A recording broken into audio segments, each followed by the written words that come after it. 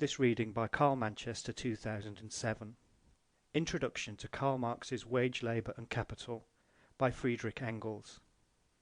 This pamphlet first appeared in the form of a series of leading articles in the Neue Rheinische Zeitung, beginning on April 4, 1849. The text is made up from lectures delivered by Marx before the German Workingmen's Club of Brussels in 1847. The series was never completed. The promise, quote, to be continued, end quote, at the end of the editorial in number 269 of the newspaper, remained unfilled in consequence of the precipitous events of that time, the invasion of Hungary by the Russians, and the uprisings in Dresden, Iserlohn, Elberfeld, the Palatinate, and in Baden, which led to the suppression of the paper on May the 19th, 1849. And among the papers left by Marx, no manuscript of any continuation of these articles has been found.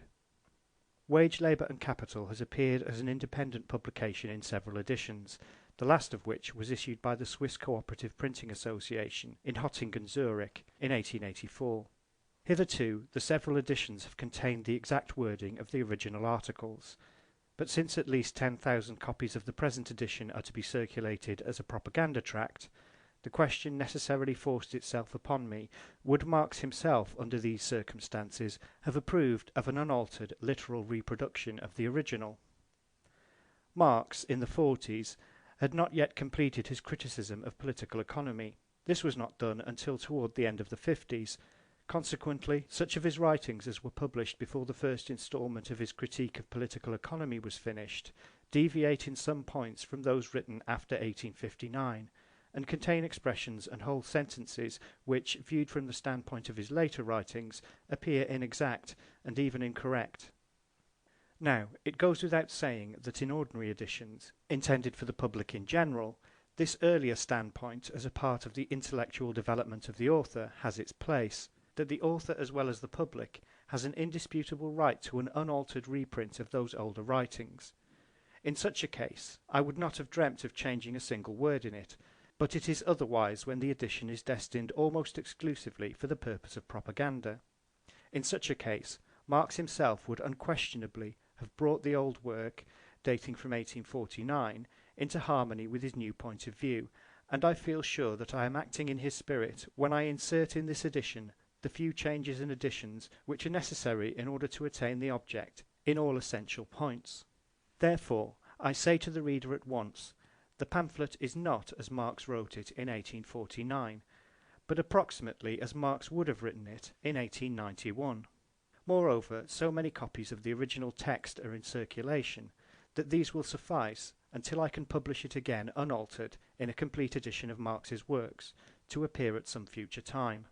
My alterations centre about one point.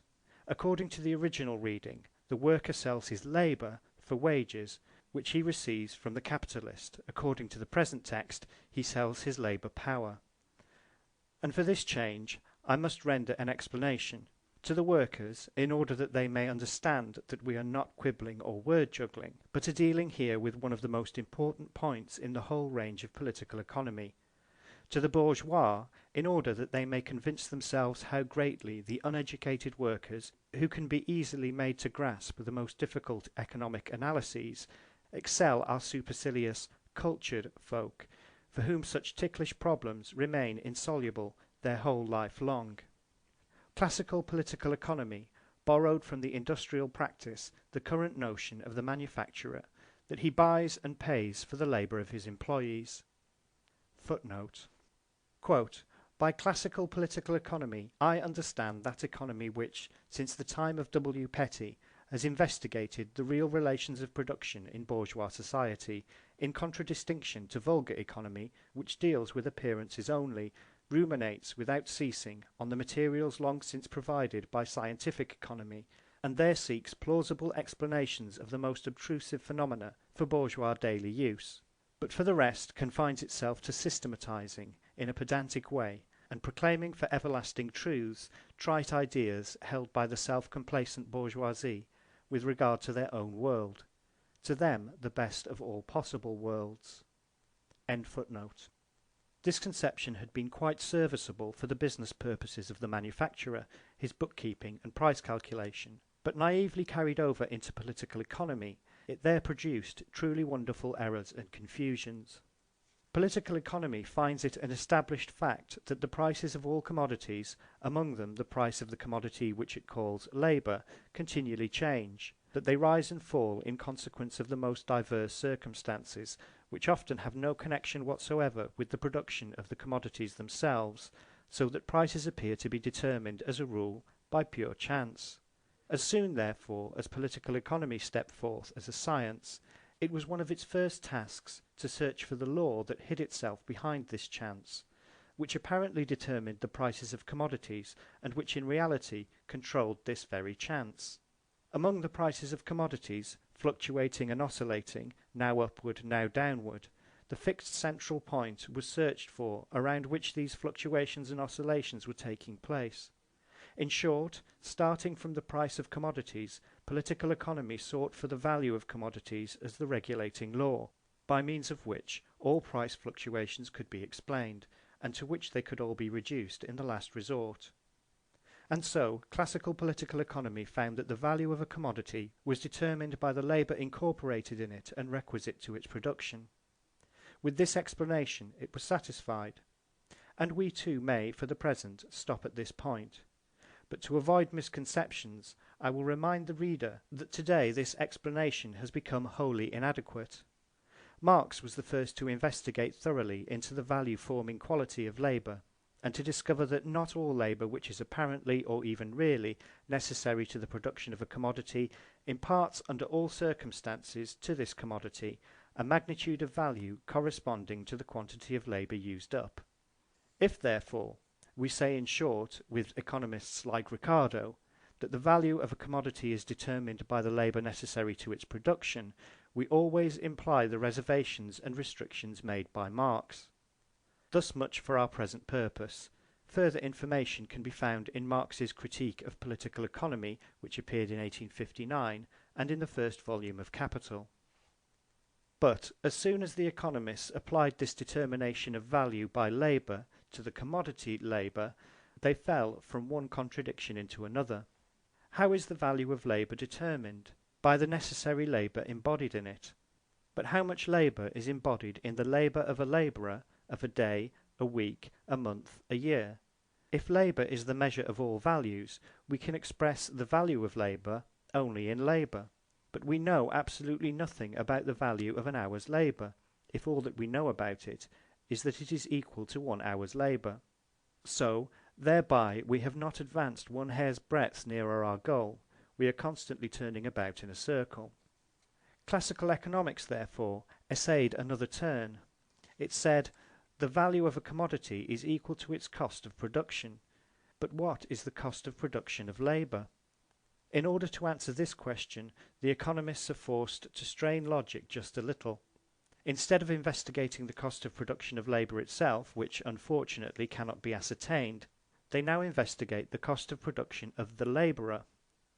And this latter can be ascertained. It changes according to time and circumstances, but for a given condition of society in a given locality and in a given branch of production, it too is given, at least within quite narrow limits.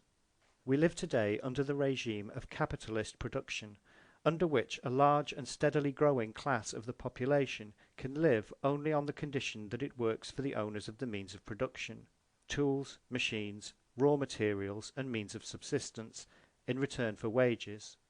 On the basis of this mode of production, the labourer's cost of production consists of the sum of the means of subsistence, or their price in money, which on the average are requisite to enable him to work, to maintain in him this capacity for work, and to replace him at his departure, by reason of age, sickness, or death, with another labourer, that is to say, to propagate the working class in required numbers. Let us assume that the money price of these means of subsistence averages 3 shillings a day. Our labourer gets, therefore, a daily wage of 3 shillings from his employer. For this, the capitalist lets him work, say, 12 hours a day. Our capitalist, moreover, calculates somewhat in the following fashion. Let us assume that our labourer, a machinist, has to make a part of a machine, which he finishes in 1 day. The raw material, iron and brass in the necessary prepared form, costs 20 shillings. The consumption of coal by the steam engine, the wear and tear of this engine itself, of the turning lathe, and of other tools with which our labourer works, represent for 1 day and 1 labourer a value of 1 shilling. The wages for 1 day are, according to our assumption, 3 shillings. This makes a total of 24 shillings for our piece of a machine. But the capitalist calculates that, on average, he will receive for it a price of 27 shillings from his customers, or 3 shillings over and above his outlay. Whence do they 3 shillings pocketed by the capitalist come? According to the assertion of classical political economy, commodities are, in the long run, sold at their values, that is, they are sold at prices which correspond to the necessary quantities of labour contained in them. The average price of our part of a machine, 27 shillings, would therefore equal its value, i.e. equal the amount of labour embodied in it. But, of these 27 shillings, 21 shillings were values already existing before the machinist began to work. 20 shillings were contained in the raw material, 1 shilling in the fuel consumed during the work, and in the machines and tools used in the process, and reduced in their efficiency to the value of this amount. There remain 6 shillings which have been added to the value of the raw material. But, according to the supposition of our economists themselves, these 6 shillings can arise only from the labour added to the raw material by the labourer. His 12 hours' labour created, according to this, a new value of 6 shillings. Therefore, the value of his 12 hours' labour would be equivalent to 6 shillings. So we have at last discovered what the value of labour is. "Hold on there," cries our machinist, 6 shillings? But I have received only 3 shillings. My capitalist swears high and day that the value of my 12 hours' labour is no more than 3 shillings, and if I were to demand 6, he'd laugh at me. What kind of story is that? If before this we got with our value of labour into a vicious circle, we now surely have driven straight into an insoluble contradiction. We searched for the value of labour, and we found more than we can use. For the labourer, the value of the 12 hours' labour is 3 shillings. For the capitalist, it is 6 shillings, of which he pays the working man 3 shillings as wages, and pockets the remaining 3 shillings himself. According to this, labour has not 1 but 2 values, and moreover 2 very different values. As soon as we reduce the values, now expressed in money, to labour time, the contradiction becomes even more absurd. By the 12 hours' labour, a new value of 6 shillings is created. Therefore, in 6 hours, the new value created equals 3 shillings, the amount which the labourer receives for 12 hours' labour. For 12 hours' labour, the working man receives as an equivalent the product of 6 hours' labour. We are thus forced to one of 2 conclusions. Either labour has 2 values, one of which is twice as large as the other, or 12 equals 6. In both cases we get pure absurdities. Turn and twist as we may, we will not get out of this contradiction as long as we speak of the buying and selling of labour and of the value of labour. And just so it happened to the political economists. The last offshoot of classical political economy, the Ricardian school, was largely wrecked on the insolubility of this contradiction. Classical political economy had run itself into a blind alley. The man who discovered the way out of this blind alley was Karl Marx. What the economists had considered as the cost of production of labour was really the cost of production not of labour but of the living labourer himself. And what the labourer sold to the capitalist was not his labour. So soon as his labour really begins, says Marx, it ceases to belong to him, and therefore can no longer be sold by him. At the most, he could sell his future labour, i.e. assume the obligation of executing a certain piece of work in a certain time. But in this way he does not sell labour, which would first have to be performed, but for a stipulated payment he places his labour power at the disposal of the capitalist for a certain time, in case of time wages, or for the performance of a certain task, in case of piece wages. He hires out or sells his labour power, but this labour power has grown up with his person and is inseparable from it. Its cost of production, therefore, coincides with his own cost of production. What the economist called the cost of production of labour is really the cost of production of the labourer. and therewith of his labour power. And thus we can also go back from the cost of production of labour power to the value of labour power, and determine the quantity of social labour that is required for the production of a labour power of a given quantity, as Marx has done in the chapter on the buying and selling of labour power, Capital Volume 1. Now, what takes place after the worker has sold his labour power, i.e. after he has placed his labour power at the disposal of the capitalist for stipulated wages, whether time wages or piece wages? The capitalist takes the labourer into his workshop or factory, where all the articles required for the work can be found, raw materials, auxiliary materials, coal, dyestuffs, etc., tools and machines. Here the worker begins to work. His daily wages are, as above, 3 shillings, and it makes no difference whether he earns them as day wages or piece wages. We again assume that in 12 hours the worker adds by his labour a new value of 6 shillings to the value of the raw materials consumed, which new value the capitalist realises by the sale of the finished piece of work. Out of this new value he pays the worker his 3 shillings, and the remaining 3 shillings he keeps for himself. If now the labourer creates in 12 hours a value of 6 shillings, in 6 hours he creates a value of 3 shillings. Consequently, after working 6 hours for the capitalist, the labourer has returned to him the equivalent of the 3 shillings received as wages. After 6 hours' work, both are quits, neither one owing a penny to the other. Hold on there, now cries out the capitalist. I have hired the labourer for a whole day, for 12 hours. But 6 hours are only half a day. So work along lively there until the other 6 hours are at an end. Only then will we be even. And in fact the labourer has to submit to the conditions of the contract upon which he entered of quote, his own free will, end quote, and according to which he bound himself to work 12 whole hours for a product of labour which cost only 6 hours labour. Similarly with piece wages. Let us suppose that in 12 hours our worker makes 12 commodities. Each of these costs a shilling in raw materials and wear and tear, and is sold for 2.5 shillings. On our former assumption, the capitalist gives the labourer a quarter of a shilling for each piece, which makes a total of 3 shillings for 12 pieces. To earn this, the worker requires 12 hours. The capitalist receives 30 shillings for the 12 pieces, deducting 24 shillings for raw materials and wear and tear. There remains 6 shillings, of which he pays 3 shillings in wages and pockets the remaining 3, just as before.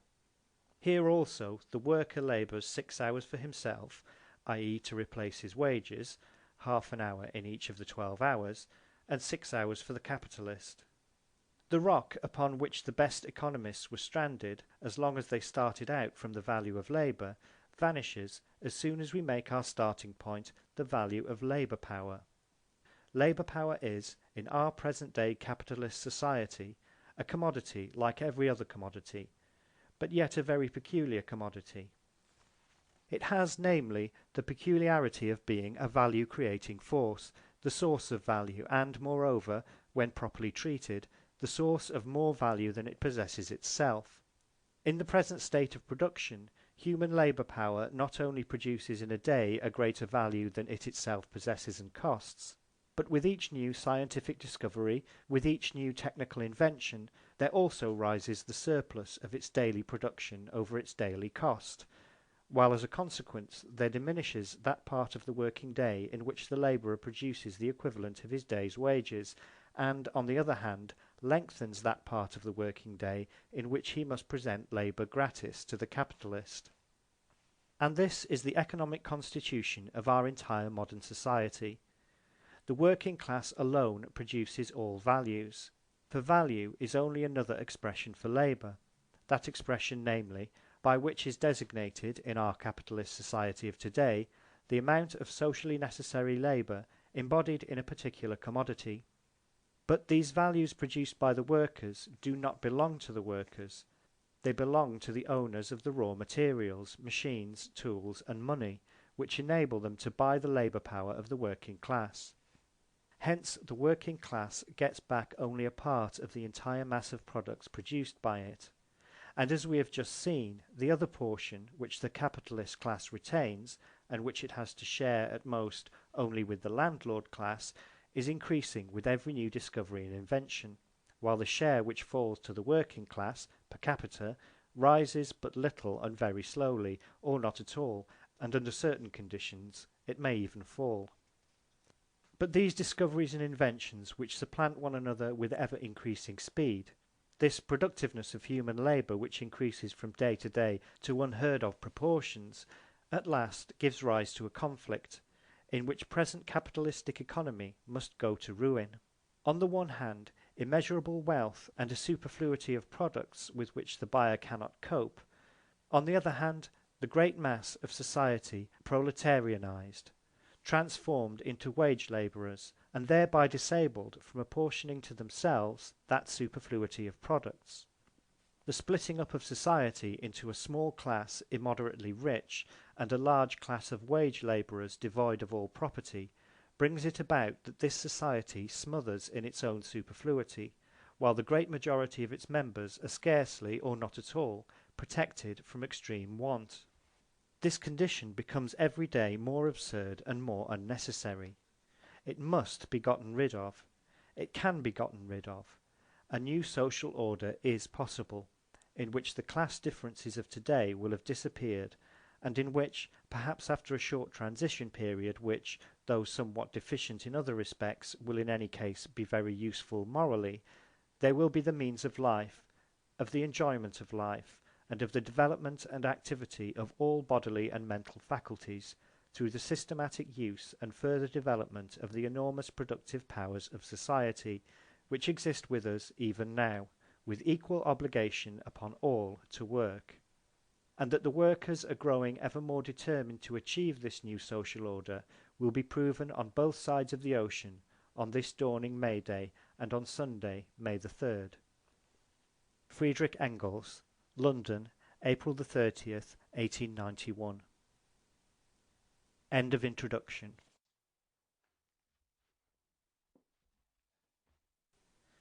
Wage Labour and Capital by Karl Marx. Translation by Friedrich Engels. Chapter 1. Preliminary.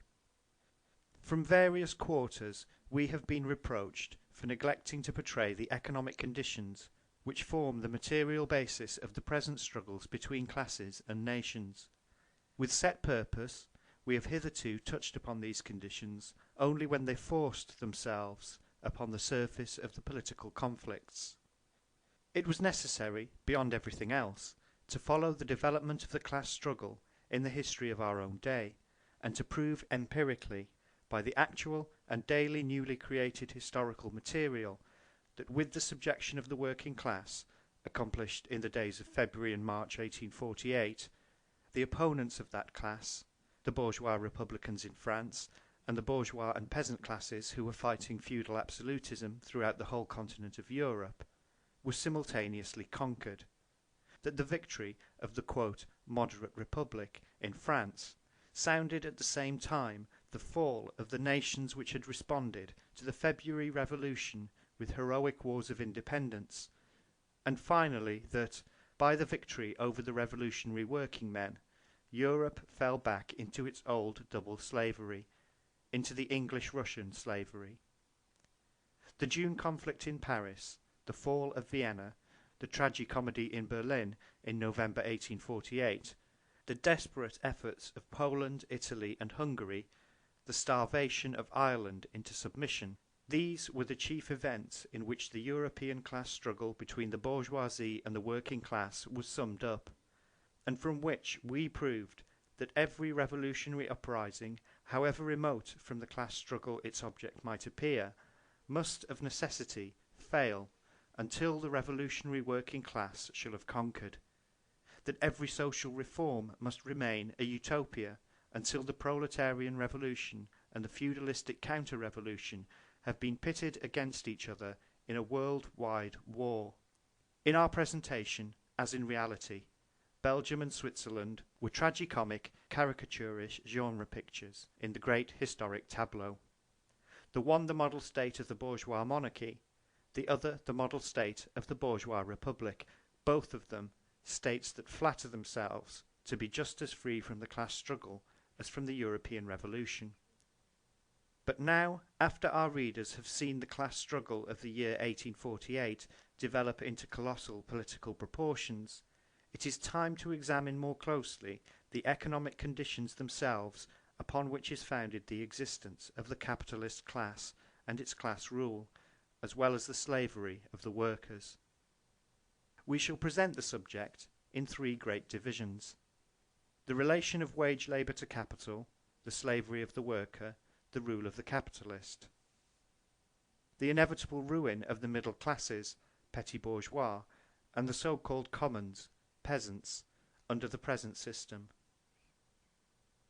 The commercial subjugation and exploitation of the bourgeois classes of the various European nations by the despot of the world market, England.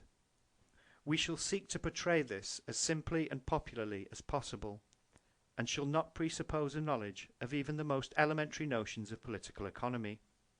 We wish to be understood by the workers. And, moreover, there prevails in Germany the most remarkable ignorance and confusion of ideas in regard to the simplest economic relations, from the patented defenders of existing conditions down to the socialist wonder-workers and the unrecognised political geniuses, in which divided Germany is even richer than in duodecimo princelings. We therefore proceed to the consideration of the first problem. End of chapter 1.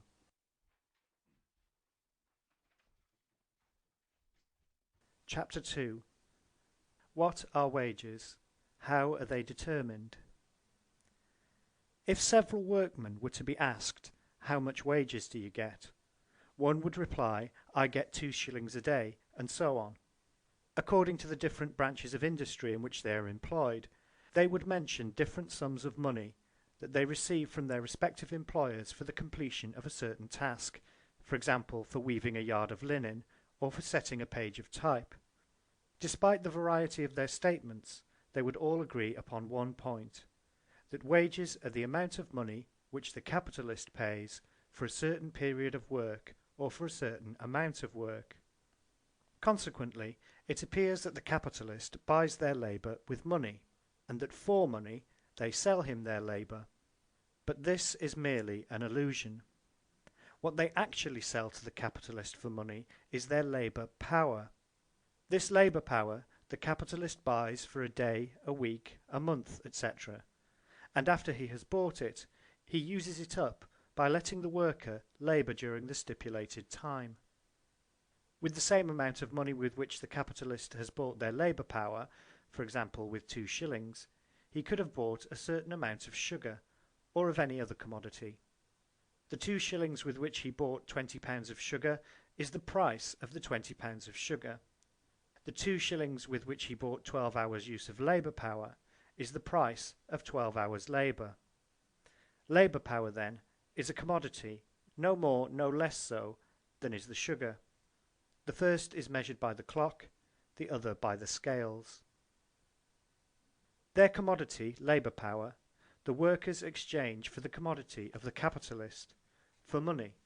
And, moreover, this exchange takes place at a certain ratio. So much money for so long a use of labour power.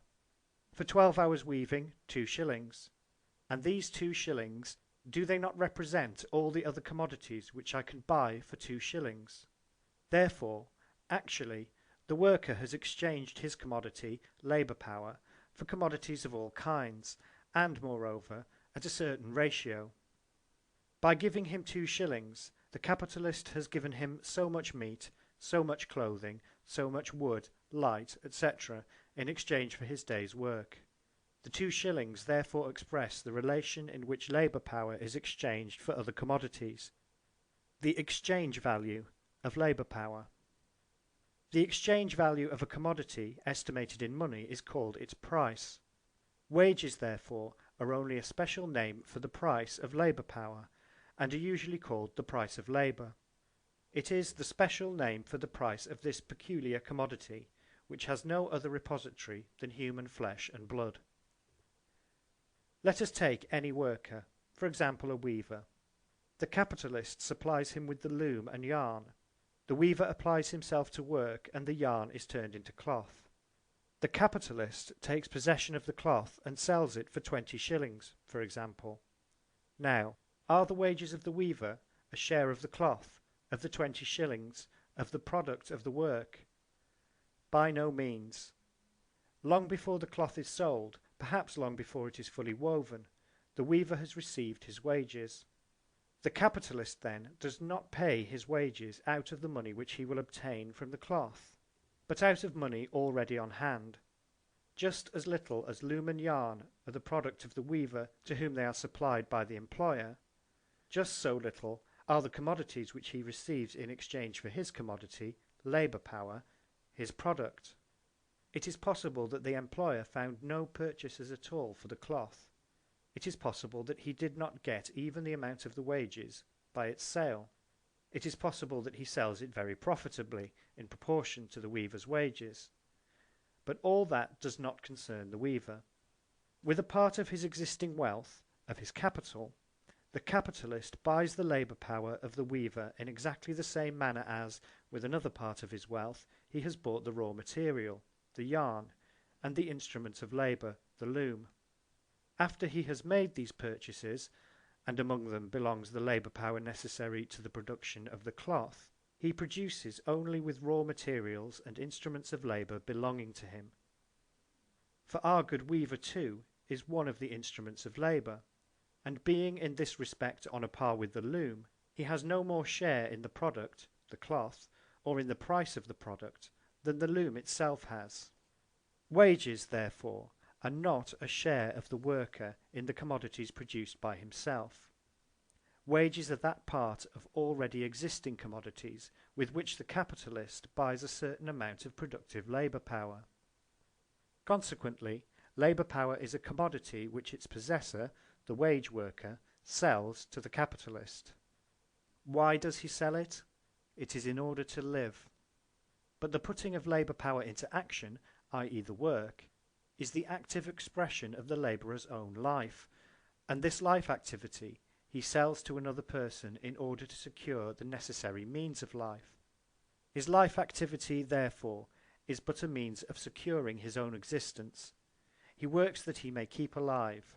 He does not count the labour itself as a part of his life, it is rather a sacrifice of his life. It is a commodity that he has auctioned off to another. The product of his activity, therefore, is not the aim of his activity. What he produces for himself is not the silk that he weaves, not the gold that he draws up the mining shaft, not the palace that he builds. What he produces for himself is wages, and the silk, the gold, and the palace are resolved for him into a certain quantity of necessaries of life, perhaps into a cotton jacket, into copper coins, and into a basement dwelling. And the labourer, who for 12 hours long weaves, spins, bores, turns, builds, shovels, breaks stone, carries hods, and so on, is this 12 hours weaving, spinning, boring, turning, building, shoveling, stone breaking regarded by him as a manifestation of life, as life? Quite the contrary. Life for him begins where this activity ceases, at the table, at the tavern, in bed. The 12 hours' work, on the other hand, has no meaning for him as weaving, spinning, boring, and so on, but only as earnings, which enable him to sit down at a table, to take his seat in the tavern, and to lie down in a bed. If the silkworm's object in spinning were to prolong its existence as caterpillar, it would be a perfect example of a wage worker. Labour power was not always a commodity, merchandise. Labour was not always wage labour, i.e. free labour. The slave did not sell his labour power to the slave owner any more than the ox sells his labour power to the farmer.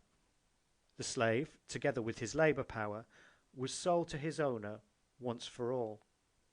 He is a commodity that can pass from the hand of one owner to that of another. He himself is a commodity, but his labour power is not his commodity. The serf sells only a portion of his labour power. It is not he who receives wages from the owner of the land, it is rather the owner of the land who receives a tribute from him. The serf belongs to the soil, and to the lord of the soil he brings its fruit. The free labourer, on the other hand, sells his very self, and that by fractions. He auctions off 8, 10, 12, 15 hours of his life, one day like the next, to the highest bidder, to the owner of raw materials, tools, and the means of life, i.e. to the capitalist. The labourer belongs neither to an owner nor to the soil, but 8, 10, 12, 15 hours of his daily life belong to whomsoever buys them. The worker leaves the capitalist, to whom he has sold himself, as often as he chooses, and the capitalist discharges him as often as he sees fit, as soon as he no longer gets any use, or not the required use, out of him. But the worker, whose only source of income is the sale of his labour power, cannot leave the whole class of buyers, i.e. the capitalist class, unless he gives up his own existence. He does not belong to this or that capitalist, but to the capitalist class, and it is for him to find his man, i.e. to find a buyer in this capitalist class. Before entering more closely upon the relation of capital to wage labour, we shall present briefly the most general conditions which come into consideration in the determination of wages. Wages, as we have seen, are the price of a certain commodity, labour power. Wages, therefore, are determined by the same laws that determine the price of every other commodity. The question then is, how is the price of a commodity determined? End of chapter 2.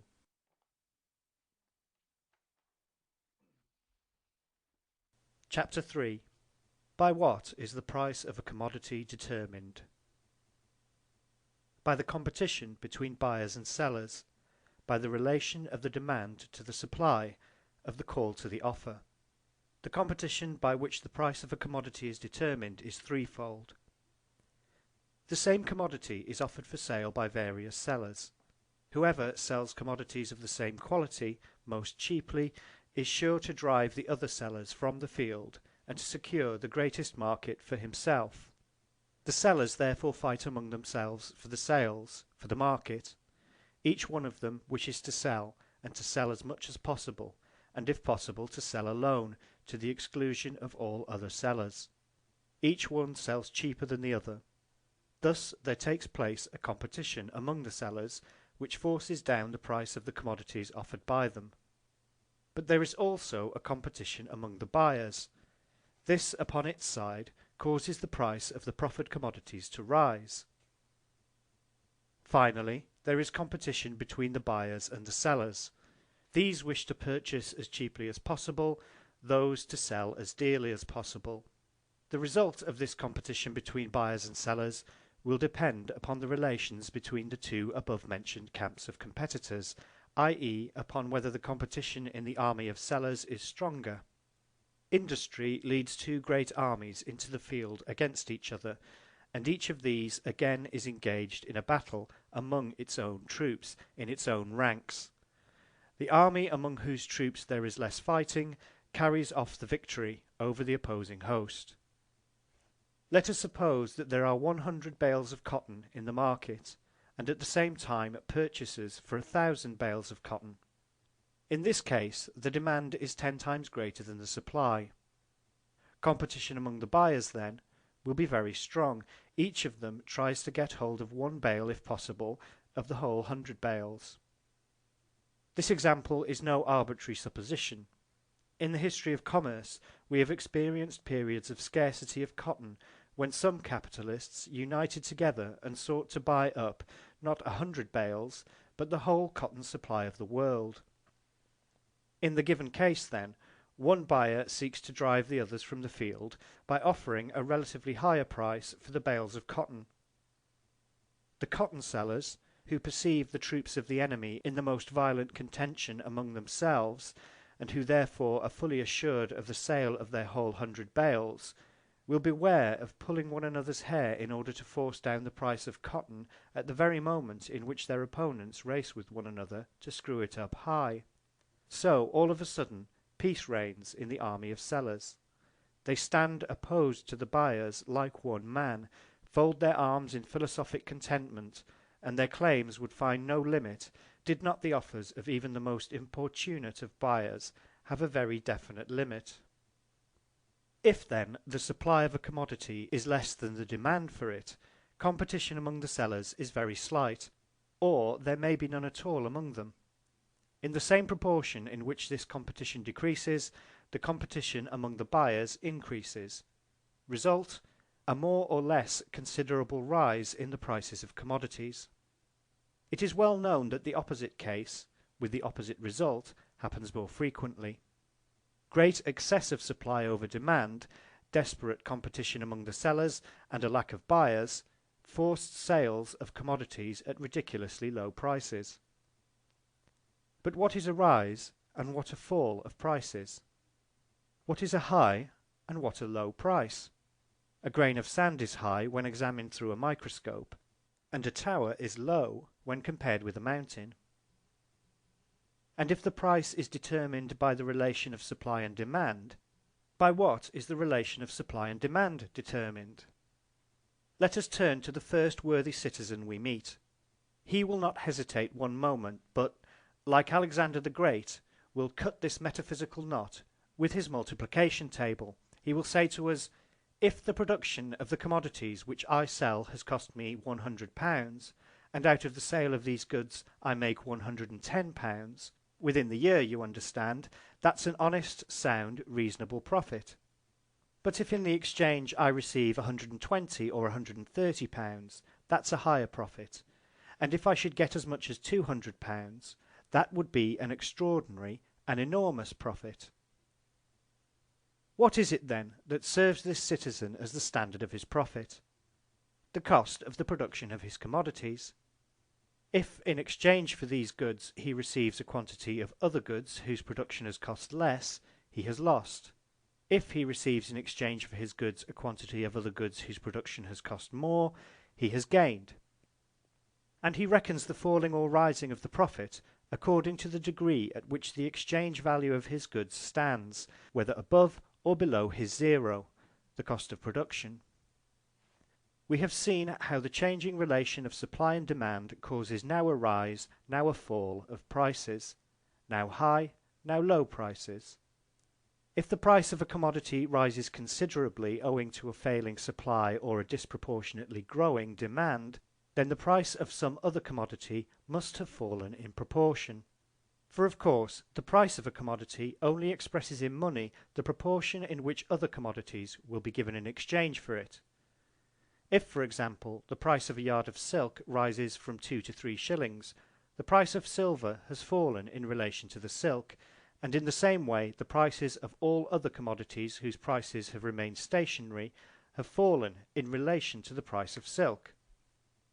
A large quantity of them must be given in exchange in order to obtain the same amount of silk. Now, what will be the consequence of a rise in the price of a particular commodity? A mass of capital will be thrown into the prosperous branch of industry, and this immigration of capital into the provinces of the favoured industry will continue until it yields no more than the customary profits, or rather until the price of its products, owing to overproduction, sinks below the cost of production. Conversely, if the price of a commodity falls below its cost of production, then capital will be withdrawn from the production of this commodity. Except in the case of a branch of industry which has become obsolete and is therefore doomed to disappear, the production of such a commodity, that is, its supply, will, owing to this flight of capital, continue to decrease until it corresponds to the demand, and the price of the commodity rises again to the level of its cost of production, or rather until the supply has fallen below the demand and its price has risen above its cost of production. For the current price of a commodity is always either above or below its cost of production. We see how capital continually emigrates out of the province of one industry and immigrates into that of another. The high price produces an excessive immigration, and the low price an excessive emigration. We could show from another point of view how not only the supply but also the demand is determined by the cost of production. But this would lead us too far away from our subject.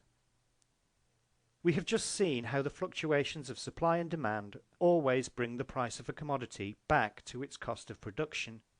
The actual price of a commodity, indeed, stands always above or below the cost of production, but the rise and fall reciprocally balance each other, so that, within a certain period of time, if the ebbs and flows of the industry are reckoned up together, the commodities will be exchanged for one another in accordance with their cost of production. Their price is thus determined by their cost of production. The determination of price by the cost of production is not to be understood in the sense of the bourgeois economists. The economists say that the average price of commodities equals the cost of production. That is the law. The anarchic movement, in which the rise is compensated for by a fall and the fall by a rise, they regard as an accident. We might just as well consider the fluctuations as the law, and the determination of the price by the cost of production as an accident, as is, in fact, done by certain other economists. But it is precisely these fluctuations which, viewed more closely, carry the most frightful devastation in their train, and, like an earthquake, cause bourgeois society to shake to its very foundations. It is precisely these fluctuations that force the price to conform to the cost of production. In the totality of this disorderly movement is to be found its order. In the course of this industrial anarchy, in this circular movement, competition balances, as it were, the one extravagance by the other. We thus see that the price of a commodity is indeed determined by its cost of production, but in such a manner that the periods in which the price of these commodities rises above the costs of production are balanced by the periods in which it sinks below the cost of production, and vice versa. Of course, this does not hold good for a single given product of an industry, but only for that branch of industry. So also it does not hold good for an individual manufacturer, but only for the whole class of manufacturers. The determination of price by cost of production is tantamount to the determination of price by the labour time requisite to the production of a commodity, for the cost of production consists first of raw materials and wear and tear of tools, etc., i.e. of certain industrial products whose production has cost a certain number of work days, which therefore represent a certain amount of labour time, and secondly, of direct labour, which is also measured by its duration. End of chapter 3.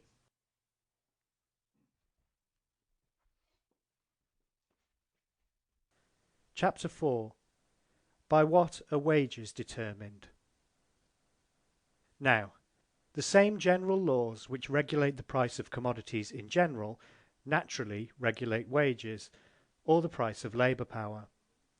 Wages will now rise, now fall, according to the relation of supply and demand, according as competition shapes itself between the buyers of labour power, the capitalists, and the sellers of labour power, the workers. The fluctuations of wages correspond to the fluctuation in the price of commodities in general. But within the limits of these fluctuations, the price of labour power will be determined by the cost of production, by the labour time necessary for the production of this commodity, labour power. What, then, is the cost of production of labour power? It is the cost required for the maintenance of the labourer as a labourer, and for his education and training as a labourer. Therefore, the shorter the time required for training up to a particular sort of work, the smaller is the cost of production of the worker, the lower is the price of his labour power, his wages. In those branches of industry in which hardly any period of apprenticeship is necessary, and the mere bodily existence of the worker is sufficient, the cost of his production is limited almost exclusively to the commodities necessary for keeping him in working condition. The price of his work will therefore be determined by the price of the necessary means of subsistence. Here, however, there enters another consideration. The manufacturer who calculates his cost of production and, in accordance with it, the price of the product, takes into account the wear and tear of the instruments of labour. If a machine costs him, for example, 1,000 shillings, and this machine is used up in 10 years, he adds 100 shillings annually to the price of the commodities in order to be able after 10 years to replace the worn out machine with a new one. In the same manner, the cost of production of simple labour power must include the cost of propagation, by means of which the race of workers is enabled to multiply itself and to replace worn out workers with new ones. The wear and tear of the worker, therefore, is calculated in the same manner as the wear and tear of the machine. Thus, the cost of production of simple labour power amounts to the cost of the existence and propagation of the worker. The price of this cost of existence and propagation constitutes wages. The wages thus determined are called the minimum of wages. This minimum wage, like the determination of the price of commodities in general by cost of production, does not hold good for the single individual, but only for the race. Individual workers, indeed millions of workers, do not receive enough to be able to exist and to propagate themselves. But the wages of the whole working class adjust themselves, within the limits of their fluctuations, to this minimum.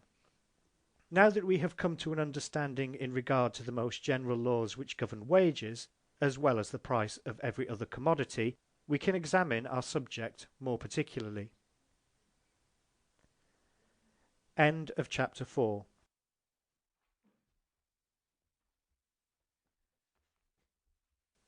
Chapter 5. The nature and growth of capital. Capital consists of raw materials, instruments of labour, and means of subsistence of all kinds, which are employed in producing new raw materials, new instruments, and new means of subsistence. All these components of capital are created by labour, products of labour, accumulated labour. Accumulated labour that serves as a means to new production is capital. So say the economists. What is a Negro slave? A man of the black race. The one explanation is worthy of the other. A Negro is a Negro. Only under certain conditions does he become a slave.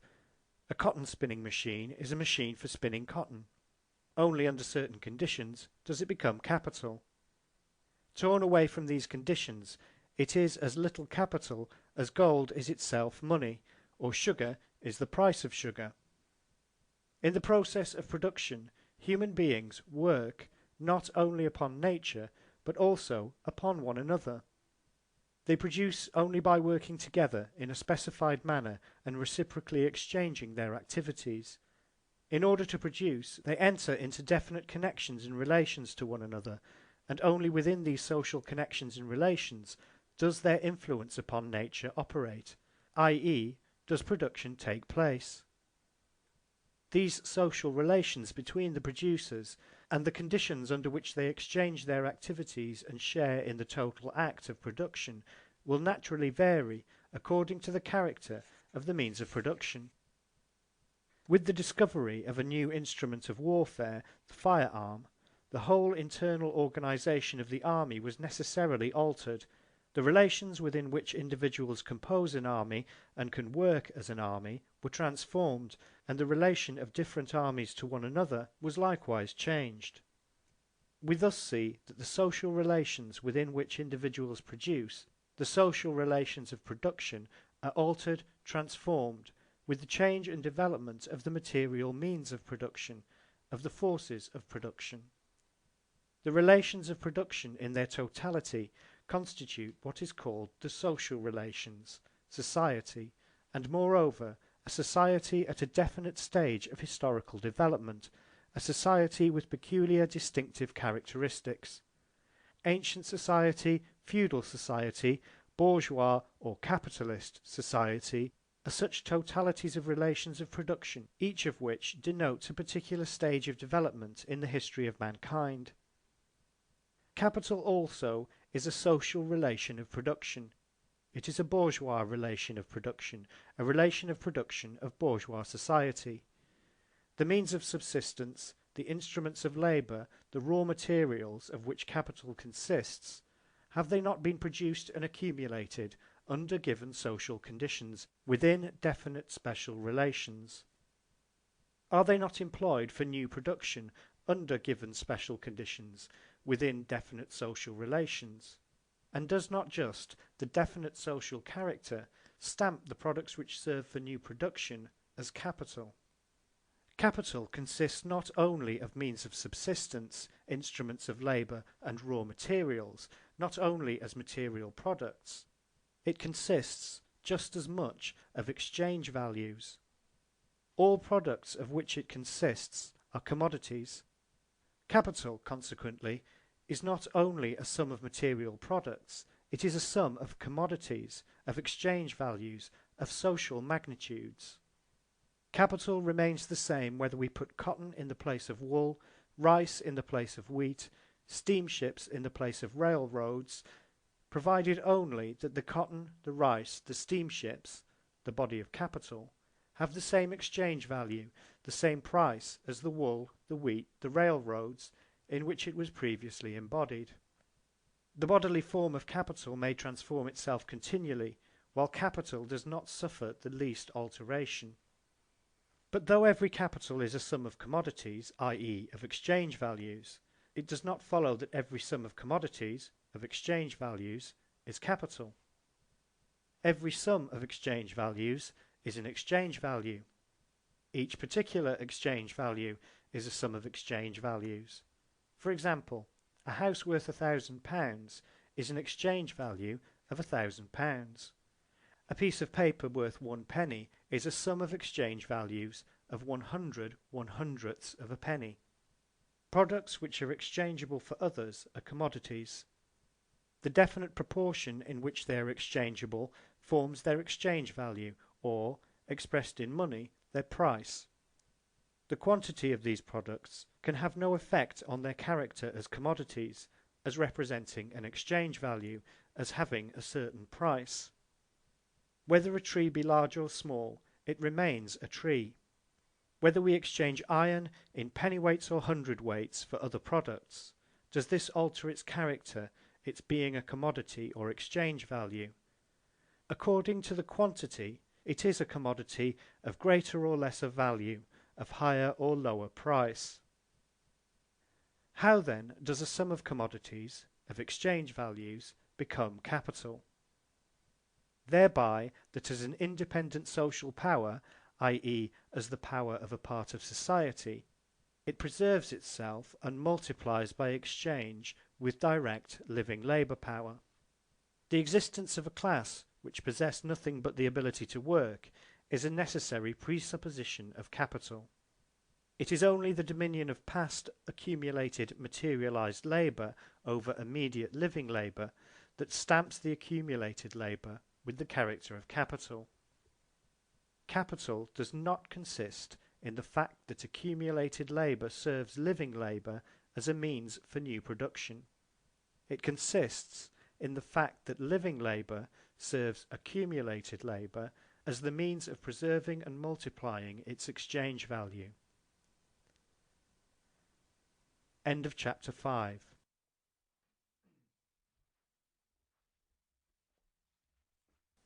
Chapter 6. Relation of wage labour to capital. What is it that takes place in the exchange between the capitalist and the wage labour? The labourer receives means of subsistence in exchange for his labour power. The capitalist receives in exchange for his means of subsistence labour, the productive activity of the labourer, the creative force by which the worker not only replaces what he consumes, but also gives to the accumulated labour a greater value than it previously possessed. The labourer gets from the capitalist a portion of the existing means of subsistence. For what purpose do these means of subsistence serve him? For immediate consumption. But as soon as I consume means of subsistence, they are irrevocably lost to me, unless I employ the time during which these means sustain my life in producing new means of subsistence, in creating by my labour new values in place of the values lost in consumption. But it is just this noble reproductive power that the labourer surrenders to the capitalist in exchange for means of subsistence received. Consequently, he has lost it for himself. Let us take an example. For 1 shilling a labourer works all day long in the fields of a farmer, to whom he thus secures a return of 2 shillings. The farmer not only receives the replaced value which he has given to the day labourer, he has doubled it. Therefore, he has consumed the 1 shilling that he gave to the day labourer in a fruitful, productive manner. For the 1 shilling he has bought the labour power of the day labourer, which creates products of the soil of twice the value, and out of 1 shilling makes 2. The day labourer, on the contrary, receives in the place of his productive force, whose results he has just surrendered to the farmer, 1 shilling, which he exchanges for means of subsistence, which he consumes more or less quickly. The 1 shilling has therefore been consumed in a double manner, reproductively for the capitalist, for it has been exchanged for labour power, which brought forth 2 shillings, unproductively for the worker, for it has been exchanged for means of subsistence, which are lost forever, and whose value he can obtain again only by repeating the same exchange with the farmer. Capital therefore presupposes wage labour. Wage labour presupposes capital. They condition each other. Each brings the other into existence. Does a worker in a cotton factory produce only cotton? No, he produces capital.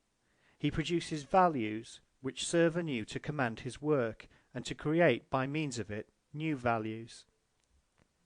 Capital can multiply itself only by exchanging itself for labour power, by calling wage labour into life.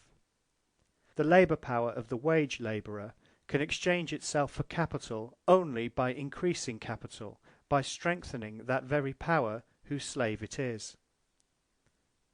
Increase of capital, therefore, is increase of the proletariat, i.e. of the working class. And so, the bourgeoisie and its economists maintain that the interest of the capitalist and of the labourer is the same, and in fact so they are. The worker perishes if capital does not keep him busy. Capital perishes if it does not exploit labour power which, in order to exploit, it must buy. The more quickly the capital destined for production, the productive capital, increases, the more prosperous industry is, the more the bourgeoisie enriches itself, the better business gets. So many more workers does the capitalist need, so much the dearer does the worker sell himself. The fastest possible growth of productive capital is therefore the indispensable condition for a tolerable life to the labourer. But what is the growth of productive capital? Growth of the power of accumulated labour over living labour. Growth of the rule of the bourgeoisie over the working class. When wage labour produces the alien wealth dominating it, the power hostile to it, capital, there flow back to it its means of employment, i.e. its means of subsistence, under the condition that it again becomes a part of capital, that it become again the lever whereby capital is to be forced into an accelerated, expansive movement.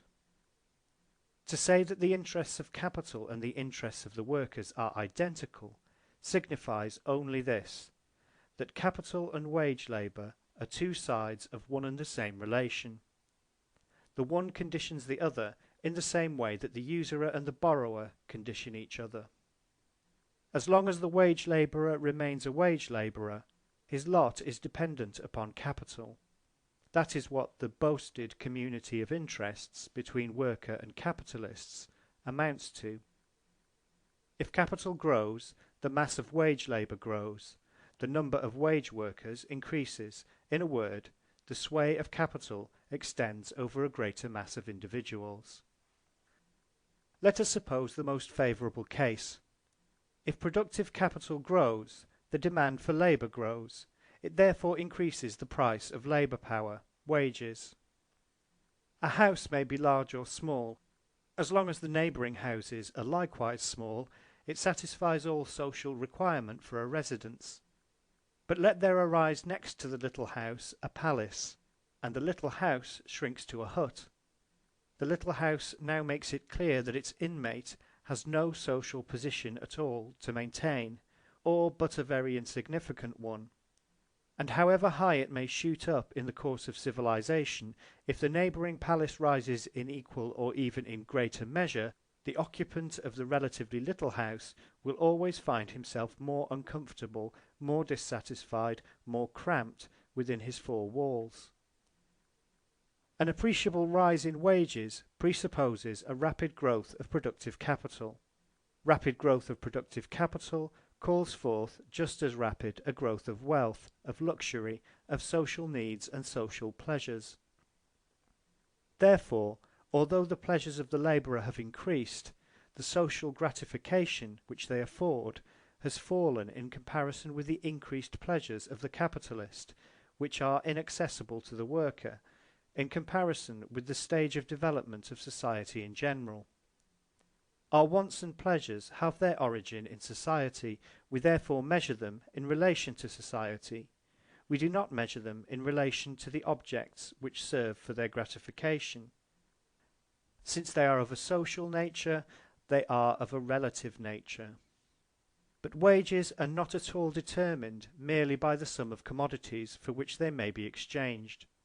Other factors enter into the problem. What the workers directly receive for their labour power is a certain sum of money. Are wages determined merely by this money price? In the 16th century, the gold and silver circulation in Europe increased in consequence of the discovery of richer and more easily worked mines in America. The value of gold and silver, therefore, fell in relation to other commodities.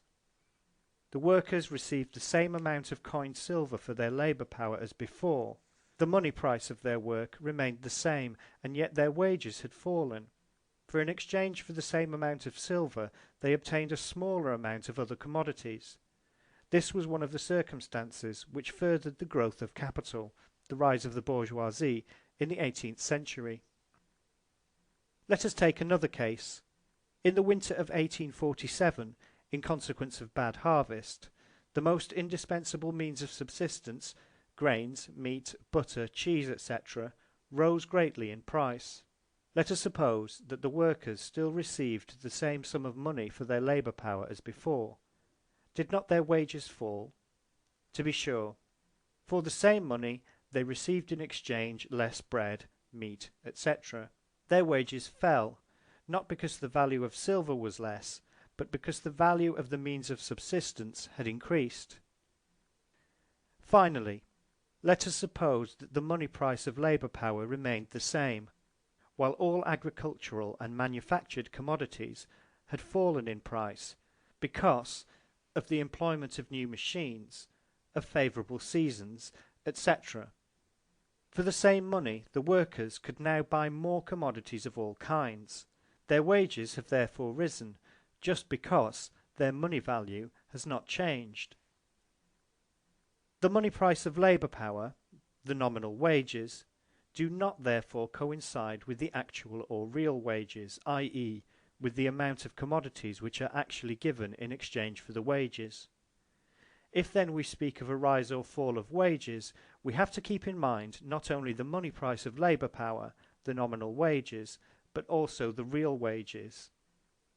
But neither the nominal wages, i.e. the amount of money for which the labourer sells himself to the capitalist, nor the real wages, i.e. the amount of commodities which he can buy for this money, exhaust the relations which are comprehended in the term wages. Wages are determined above all by their relation to the gain, the profit, of the capitalist. In other words, wages are a proportionate, relative quantity. Real wages express the price of labour power in relation to the price of commodities. Relative wages, on the other hand, express the share of immediate labour in the value newly created by it, in relation to the share of it which falls to accumulated labour, to capital. End of chapter 6. Chapter 7. the general law that determines the rise and fall of wages and profits. We have said, wages are not a share of the worker in the commodities produced by him. Wages are that part of already existing commodities with which the capitalist buys a certain amount of productive labour power. But the capitalist must replace these wages out of the price for which he sells the product made by the worker. He must so replace it that, as a rule, there remains to him a surplus above the cost of production expended by him, that is, he must get a profit. The selling price of the commodities produced by the worker is divided, from the point of view of the capitalist, into three parts. First, the replacement of the price of the raw materials advanced by him, in addition to the replacement of the wear and tear of the tools, machines, and other instruments of labour likewise advanced by him. Second, the replacement of the wages advanced, and third, the surplus left over, i.e. the profit of the capitalist. While the first part merely replaces previously existing values, it is evident that the replacement of the wages and the surplus, the profit of capital, are as a whole taken out of the new value, which is produced by the labour of the worker and added to the raw materials. And in this sense we can view wages as well as profit, for the purpose of comparing them with each other, as shares in the product of the worker. Real wages may remain the same, they may even rise, nevertheless the relative wages may fall. Let us suppose, for instance, that all means of subsistence have fallen 2/3 in price, while the day's wages have fallen but 1/3, for example from 3 to 2 shillings. Although the worker can now get a greater amount of commodities with these 2 shillings than he formerly did with 3 shillings, yet his wages have decreased in proportion to the gain of the capitalist.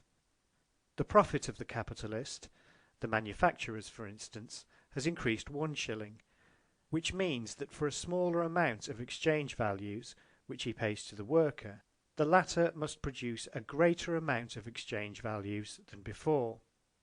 The share of capital in proportion to the share of labour has risen. The distribution of social wealth between capital and labour has become still more unequal. The capitalist commands a greater amount of labour with the same capital. The power of the capitalist class over the working class has grown. The social position of the worker has become worse, has been forced down still another degree below that of the capitalist. What, then, is the general law that determines the rise and fall of wages and profit in their reciprocal relation? They stand in inverse proportion to each other. The share of capital, profit, increases in the same proportion in which the share of labour, wages, falls, and vice versa. Profit rises in the same degree in which wages fall. It falls in the same degree in which wages rise. It might perhaps be argued that the capitalist class can gain by an advantageous exchange of his products with other capitalists, by a rise in the demand for his commodities, whether in consequence of the opening up of new markets or in consequence of temporarily decreasing demands in the old market, and so on. That the profit of the capitalist, therefore, may be multiplied by taking advantage of other capitalists, independently of the rise and fall of wages, of the exchange value of labour power, or that the profit of the capitalist may also rise through improvements in the instruments of labour, new applications of the forces of nature, and so on. But in the first place, it must be admitted that the result remains the same, although brought about in an opposite manner. Profit, indeed, has not risen because wages have fallen, but wages have fallen because profit has risen. With the same amount of another man's labour, the capitalist has bought a larger amount of exchange values without having paid more for the labour on that account, i.e., the work is paid for less in proportion to the net gain which it yields to the capitalist. In the second place, it must be borne in mind that, despite the fluctuations in the prices of commodities, the average price of every commodity, the proportion in which it exchanges for other commodities, is determined by its cost of production. The acts of overreaching and taking advantage of one another within the capitalist ranks necessarily equalise themselves. The improvements of machinery, the new applications of the forces of nature in the service of production, make it possible to produce in a given period of time with the same amount of labour and capital a larger amount of products, but in no wise a larger amount of exchange values. If by the use of the spinning machine I can furnish twice as much yarn in an hour as before its invention, for instance £100 instead of £50, in the long run I receive back, in exchange for this £100, no more commodities than I did before for 50, because the cost of production has fallen by 1/2, or because I can furnish double the product at the same cost. Finally, in whatsoever proportion the capitalist class, whether of one country or of the entire world market, distribute the net revenue of products among themselves, the total amount of this net revenue always consists exclusively of the amount by which accumulated labour has been increased from the proceeds of direct labour. This whole amount, therefore, grows in the same proportion in which labour augments capital, i.e. in the same proportion in which profit rises as compared with wages. End of chapter 7.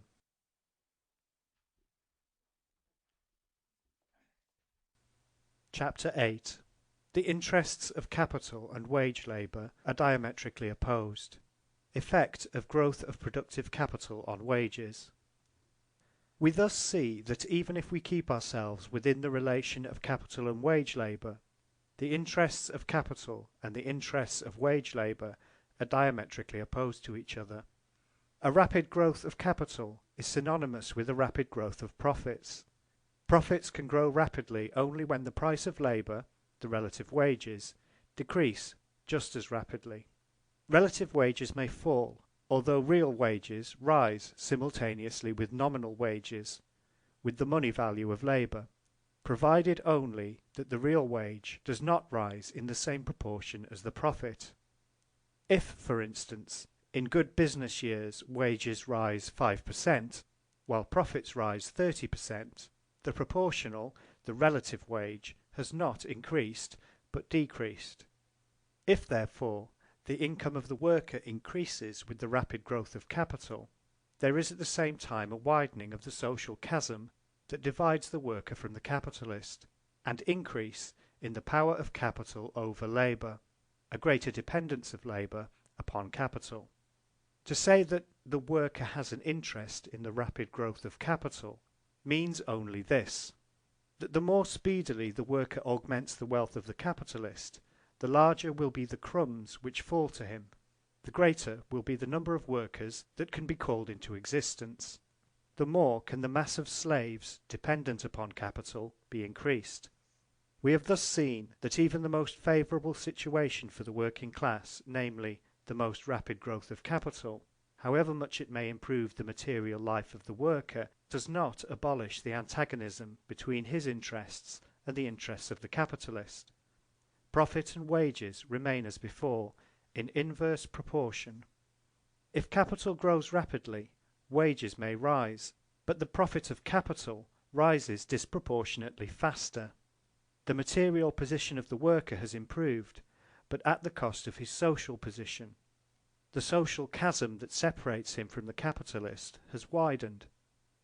Finally, to say that the most favourable condition for wage labour is the fastest possible growth of productive capital is the same as to say the quicker the working class multiplies and augments the power inimical to it, the wealth of another which lords over that class, the more favourable will be the conditions under which it will be permitted to toil anew at the multiplication of bourgeois wealth, at the enlargement of the power of capital, content thus to forge for itself the golden chains by which the bourgeoisie drags it in its train. Growth of productive capital and rise of wages, are they really so indissolubly united as the bourgeois economists maintain?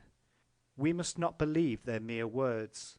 We dare not believe them, even when they claim that the fatter capital is, the more will its slave be pampered.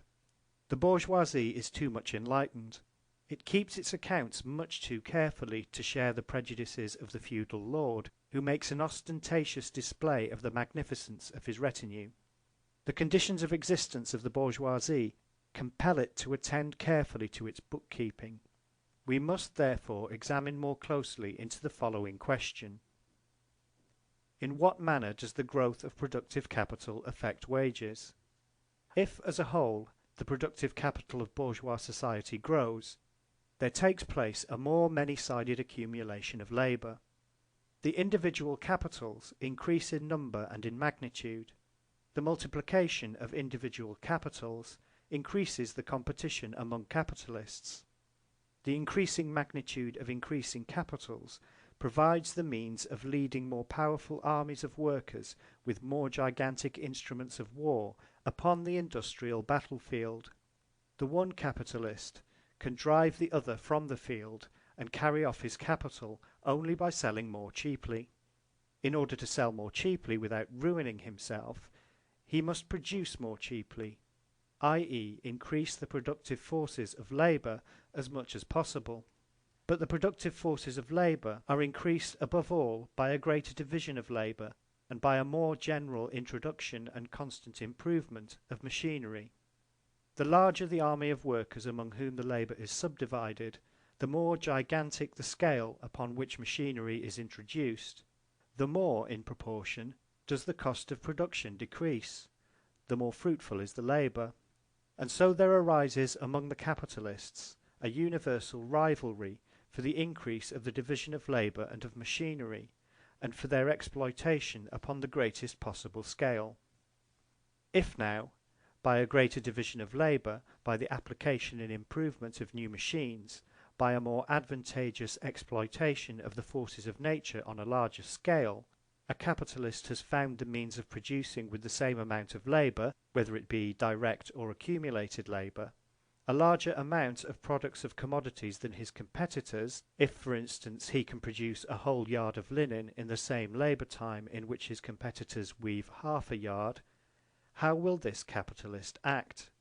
He could keep on selling half a yard of linen at old market price, but this would not have the effect of driving his opponents from the field and enlarging his own market. But his need of a market has increased in the same measure in which his productive power has extended. The more powerful and costly means of production that he has called into existence enable him, it is true, to sell his wares more cheaply, but they compel him at the same time to sell more wares, to get control of a very much greater market for his commodities. Consequently, this capitalist will sell his half yard of linen more cheaply than his competitors. But the capitalist will not sell the whole yard so cheaply as his competitors sell the half yard, although the production of the whole yard costs him no more than does that of the half yard to the others. Otherwise he would make no extra profit, and would get back in exchange only the cost of production. He might obtain a greater income from having set in motion a larger capital, but not from having made a greater profit on his capital than the others. Moreover, he attains the object he is aiming at if he prices his goods only a small percentage lower than his competitors. He drives them off the field. He wrests from them at least part of their market by underselling them. And finally, let us remember that the current price always stands either above or below the cost of production, according as the sale of a commodity takes place in the favourable or unfavourable period of the industry.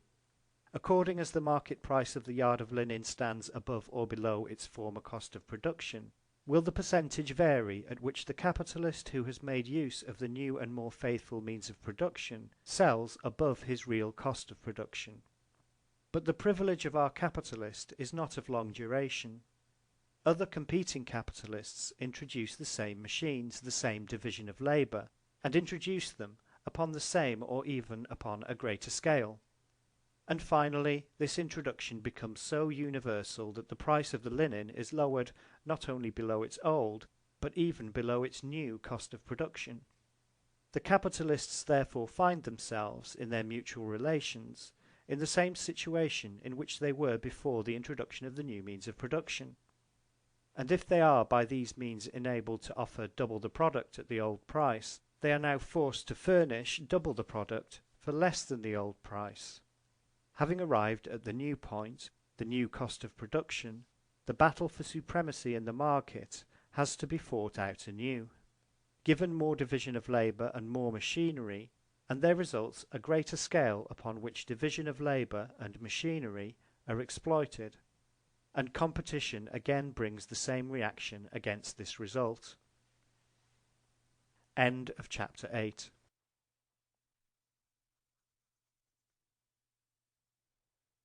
Chapter 9.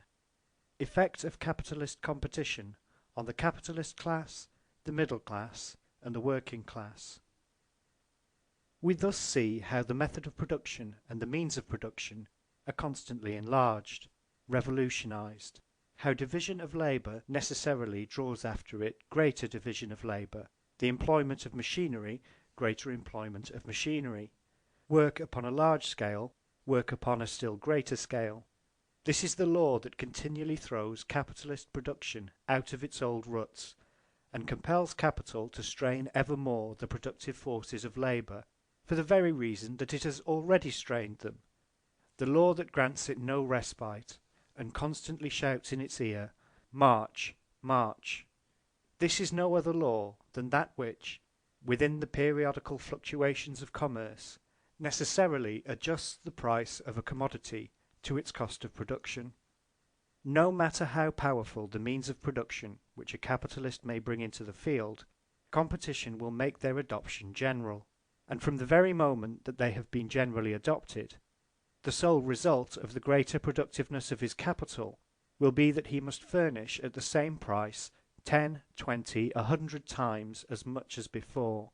But since he must find a market for perhaps 1,000 times as much, in order to outweigh the lower selling price by the greater quantity of the sale, since now a more extensive sale is necessary not only to gain a greater profit, but also in order to replace the cost of production, the instrument of production itself grows always more costly, as we have seen, and since this more extensive sale has become a question of life and death not only for him but also for his rivals, the old struggle must begin again, and it is all the more violent the more powerful the means of production already invented are.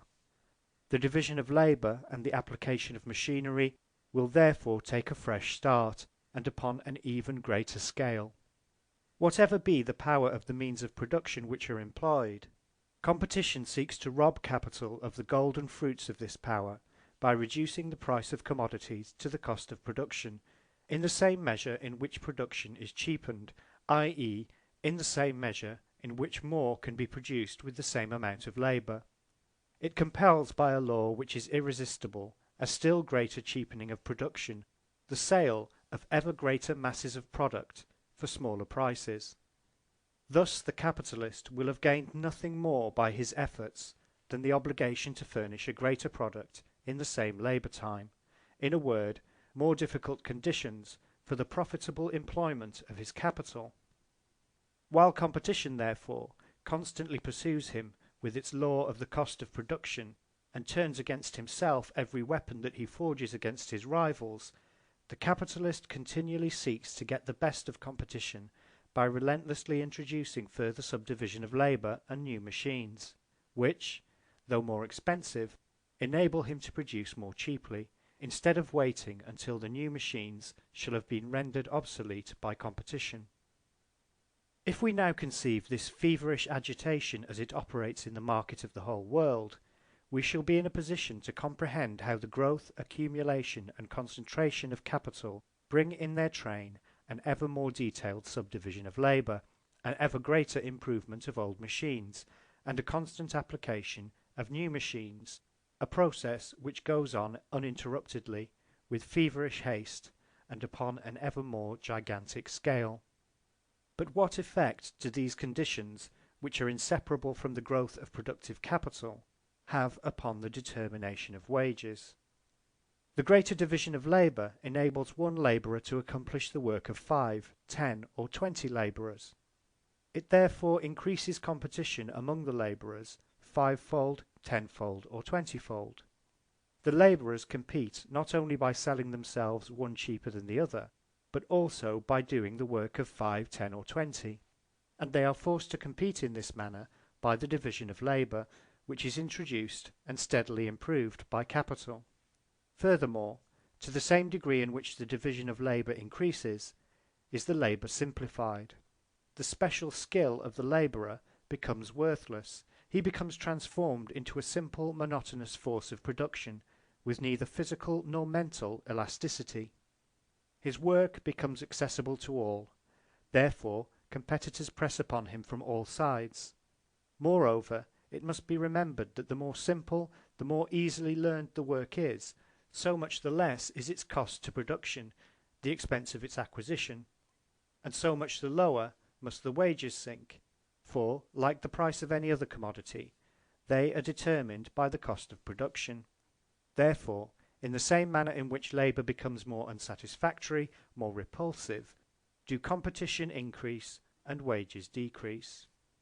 The labourer seeks to maintain the total of his wages for a given time by performing more labour, either by working a greater number of hours or by accomplishing more in the same number of hours. Thus, urged on by want, he himself multiplies the disastrous effects of division of labour. The result is, the more he works, the less wages he receives. And for this simple reason, the more he works, the more he competes against his fellow workmen, the more he compels them to compete against him, and to offer themselves on the same wretched conditions as he does, so that, in the last analysis, he competes against himself as a member of the working class. Machinery produces the same effects, but upon a much larger scale. It supplants skilled labourers by unskilled, men by women, adults by children. Where newly introduced, it throws workers upon the streets in great masses, and as it becomes more highly developed and more productive, it discards them in additional, though smaller, numbers. We have hastily sketched in broad outlines the industrial war of capitalists among themselves. This war has the peculiarity that the battles in it are won less by recruiting than by discharging the army of workers. The generals, the capitalists, vie with one another as to who can discharge the greatest number of industrial soldiers. The economists tell us, to be sure, that those labourers who have been rendered superfluous by machinery find new venues of employment. They dare not assert directly that the same labourers that have been discharged find situations in new branches of labour. Facts cry out too loudly against this. Strictly speaking, they only maintain that new means of employment will be found for other sections of the working class, for example, for that portion of the young generation of labourers who were about to enter upon that branch of industry which had just been abolished. Of course, this is a great satisfaction to the disabled labourers. There will be no lack of fresh exploitable blood and muscle for the Messrs. Capitalists. The dead may bury their dead. This consolation seems to be intended more for the comfort of the capitalists themselves than their labourers. If the whole class of the wage labourer were to be annihilated by machinery, how terrible that would be for capital, which, without wage labour, ceases to be capital. But even if we assume that all who are directly forced out of employment by machinery, as well as all of the rising generation who are waiting for a chance of employment in the same branch of industry, do actually find some new employment, are we to believe that this new employment will pay as high wages as did the one they have lost? If it did, it would be in contradiction to the laws of political economy. We have seen how modern industry always tends to the substitution of the simpler and more subordinate employments for the higher and more complex ones. How, then, could a mass of workers thrown out of one branch of industry by machinery find refuge in another branch, unless they were to be paid more poorly? An exception to the law has been adduced, namely, the workers who are employed in the manufacture of machinery itself.